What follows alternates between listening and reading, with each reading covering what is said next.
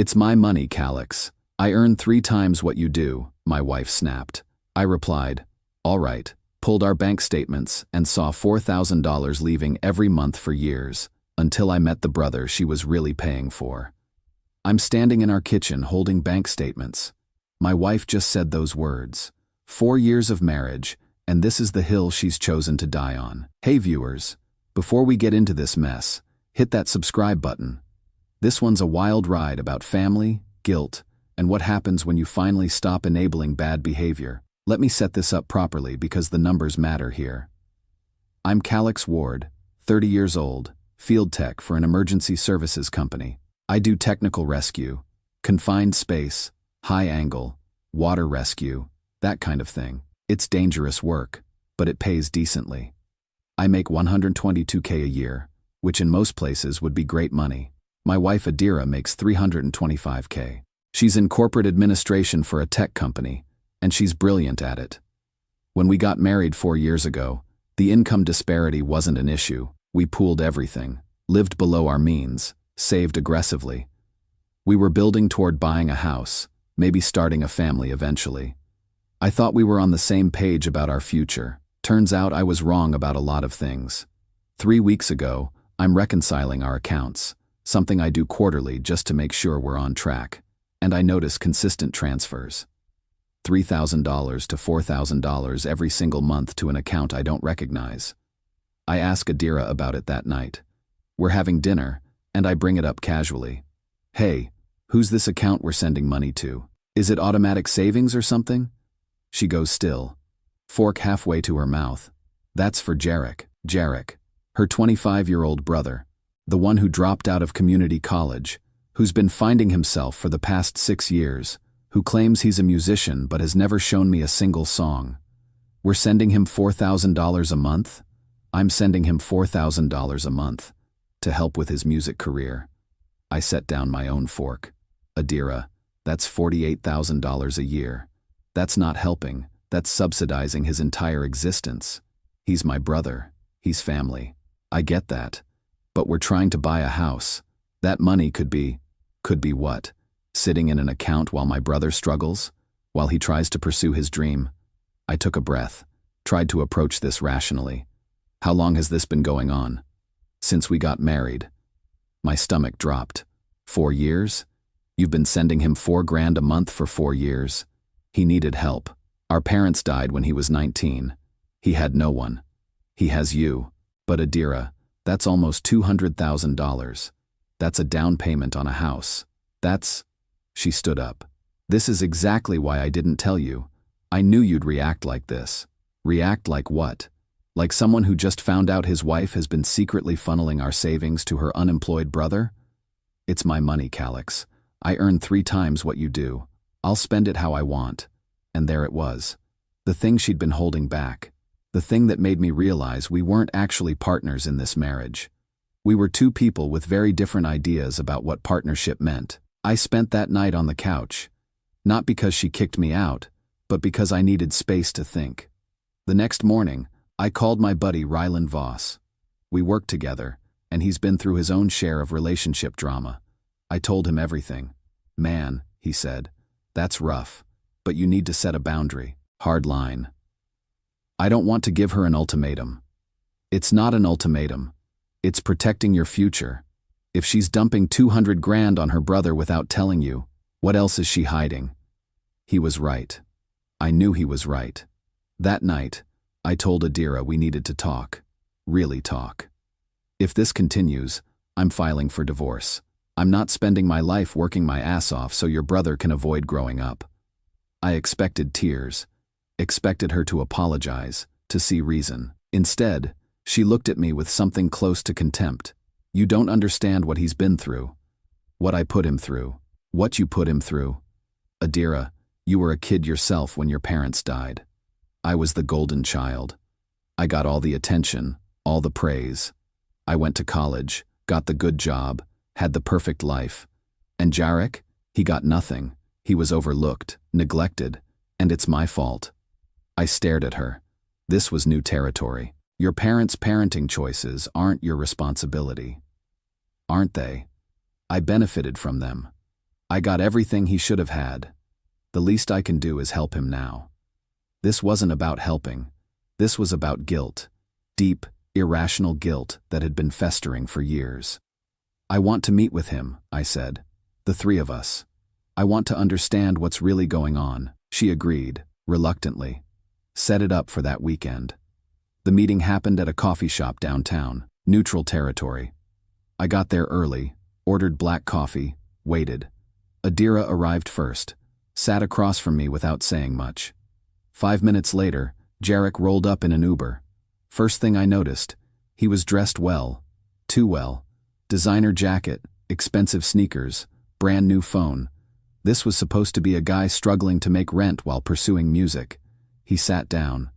Didn't order anything. Just looked at me like I'd called him here to waste his time. So, I said, keeping my tone even. I wanted to talk about the money situation. What situation? Jarek leaned back, completely relaxed. Adira helps me out. Big deal. It's $4,000 a month. For 4 years. That's a very big deal. He shrugged. She owes me. Those 3 words hung in the air. She owes me. How do you figure? I asked. And then he launched into it. The whole story about how Adira was the perfect daughter. How their parents invested everything into her. Time, money, attention, pride. How he was the afterthought, the disappointment, the kid who couldn't measure up. She got tutors. I got told to figure it out. She got college paid for. I got told there wasn't enough money. She got birthday parties, graduations celebrated, constant validation. I got forgotten. I looked at Adira. She was staring at the table, not defending herself, not correcting him. And when they died, Jarek continued, everyone talked about how hard it must be for Adira, how she lost her biggest supporters right as she was starting her career. Nobody asked how I was doing. Nobody cared that I lost the only chance I had to prove myself. So the money's compensation? I said. Damn right it is. She destroyed my childhood. She gets to pay for my future. I waited for Adira to push back, to tell him he was being ridiculous. Instead, she spoke quietly. He's right. I did benefit from their favoritism. I did get opportunities he didn't. I owe him this. I felt something crack inside me. This wasn't generosity. This was penance. And Jarek knew exactly how to exploit it. How's the music career going? I asked him directly. He bristled. It takes time. Building a brand, making connections. Have you recorded anything? Played any shows? I'm working on it. For 4 years? It's a process, man. You wouldn't understand. Try me. I work 60-hour weeks in life or death situations. I think I understand process. He stood up. I don't have to explain myself to you. Adira, are we done here? She nodded. He left without another word. When it was just us, I looked at my wife. You really believe you owe him your entire financial future? I owe him something. I can't just let him struggle when I have the means to help. Helping is one thing. What you're doing is enabling. There's a difference. She didn't have an answer for that. We went home in separate cars. That week, I couldn't let it go. Something about Jarek's attitude, his expensive clothes, the way he talked about building a brand, it didn't add up. If he was really struggling, really using the money for music, why did he look like he was living large? I called Ryland, told him about the meeting. Man, that's some guilt trip bullshit, he said. Want me to ask around? I know some people in the local music scene. If this guy's actually pursuing music, someone will know him. Yeah, do it. 2 days later, Ryland called me back. Dude, your brother-in-law isn't a musician. What? Nobody's heard of him. No recordings, no shows, not even open mics. I asked 5 different people who book talent. Nothing. My blood went cold. So what's he doing with the money? That's the question. I spent the next week doing something I'm not proud of, investigating my wife's brother. I checked social media, asked around, followed threads. What I found made me physically sick. Jarek's Instagram was private, but through some mutual connections, I got screenshots. The guy was living like a trust fund kid. Luxury apartment rentals, high-end restaurants, bottle service at clubs, and always, always surrounded by young women. The addresses in his location tags? All short-term rentals, Airbnbs, places he was renting for a few days at a time to look wealthy. Ryland did some more digging through a friend who works in event planning. Turns out Yarek tells people he's a music producer, that he owns a studio, that he's got industry connections. All lies. But the lies work long enough to impress whoever he's trying to impress. The worst part? Screenshots of messages where he's bragging to friends, talking about his stupid brother-in-law, who works like a dog while Jarek lives the good life, calling me a simp for subsidizing his lifestyle, actually laughing about how easy it is to manipulate Adira using guilt. I printed everything. Every receipt I could find, every screenshot, every piece of evidence showing exactly what my $48,000 a year was funding.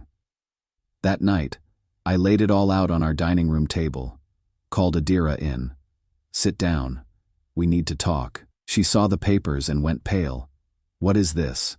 "This is what your brother's been doing with your compensation payments." I walked her through it. The fake lifestyle. The lies about being a producer. The rotation of luxury rentals. The messages where he mocked me. She read them in silence. I watched her face change, confusion, then anger, then something that looked like grief. "He told me he was renting studio time," she whispered. "He said he was taking production classes. He's not. He's running a long con, and you're the mark, and I've been the idiot funding it." She pushed the papers away. "I don't believe you. Jarek wouldn't what? Lie, manipulate, take advantage of your guilt? Adira, look at the evidence. He's been playing you for 4 years. He's my brother, and I'm your husband. But apparently that means less than your need to pay for sins that aren't even yours." She started crying. Not dramatic sobs, just silent tears. "I can't just abandon him. I'm not asking you to abandon him. I'm asking you to stop enabling him. There's a difference. What do you want me to do? I want you to cut him off, completely, and I want us to separate our finances. Going forward, we each have our own accounts. You can do whatever you want with your money, but mine stays mine, and we sign a post-nuptial agreement to protect what I've already contributed." "You want a post-nup?"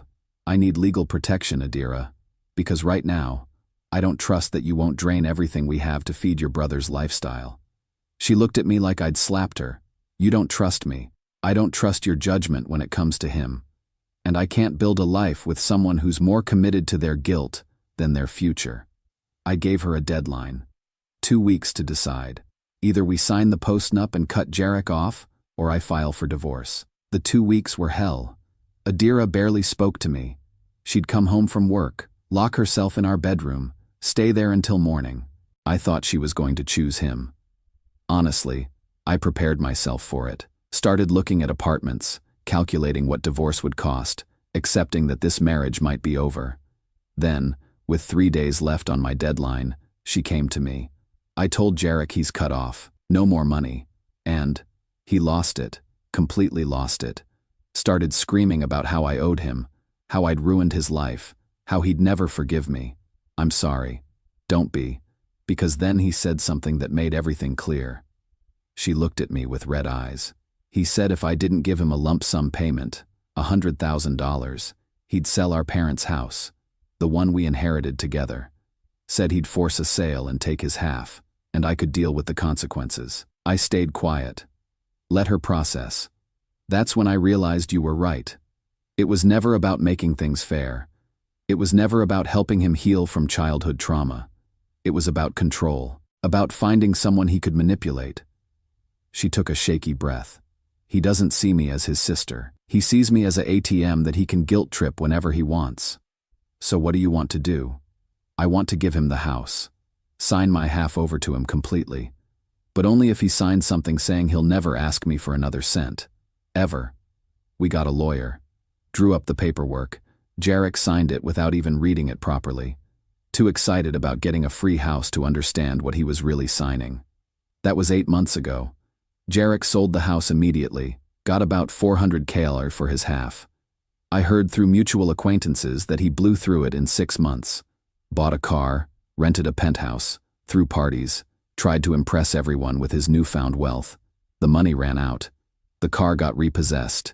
He got evicted. Last I heard, he's working at a gas station somewhere on the other side of the city.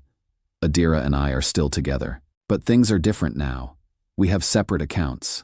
I contribute to joint expenses, but my savings are mine. Her money is hers. We signed the postnup. Some people might see that as a failure of trust. I see it as a necessary boundary. The thing I learned from all this is that love doesn't mean absorbing someone else's dysfunction. It doesn't mean sacrificing your future because your partner has unresolved guilt. Adira's in therapy now, working through the childhood stuff, the survivor's guilt from being the golden child. I respect that work, but I also respect my own boundaries enough to protect myself while she does it.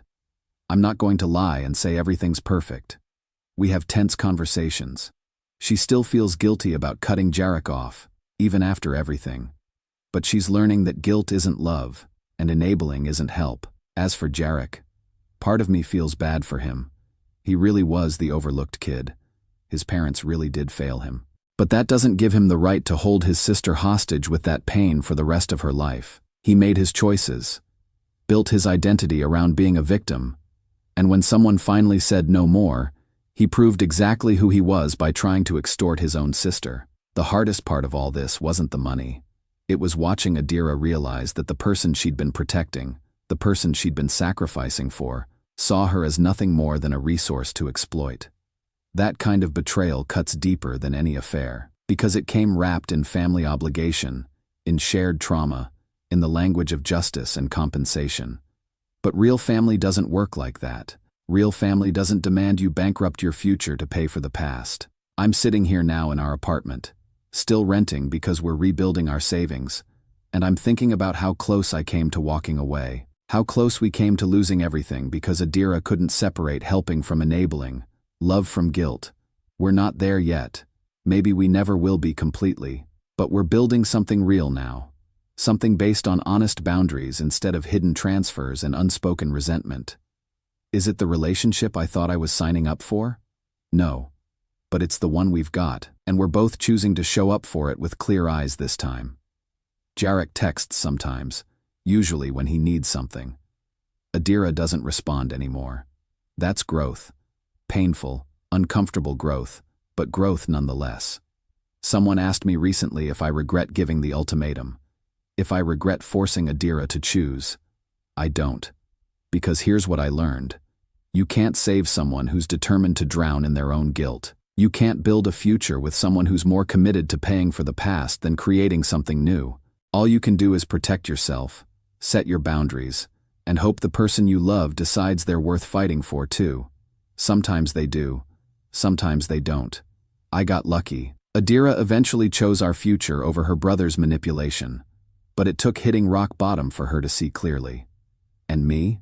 I learned that loving someone doesn't mean funding their dysfunction, that being a good partner doesn't mean being a doormat, that sometimes the most loving thing you can do is refuse to enable the very behavior that's destroying your relationship. Jarek lost everything because he built his entire life on a foundation of guilt and manipulation. The moment that foundation cracked, he had nothing left to stand on. Adira and I are building something different now, something based on honesty, boundaries, and mutual respect.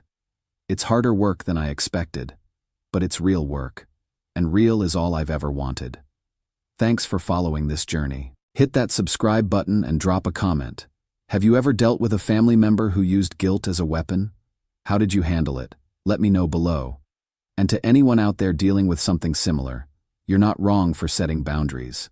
You're not selfish for protecting your future. And you're not required to bankrupt yourself to pay for someone else's unresolved trauma. Sometimes the most loving thing you can do is say no, and mean it.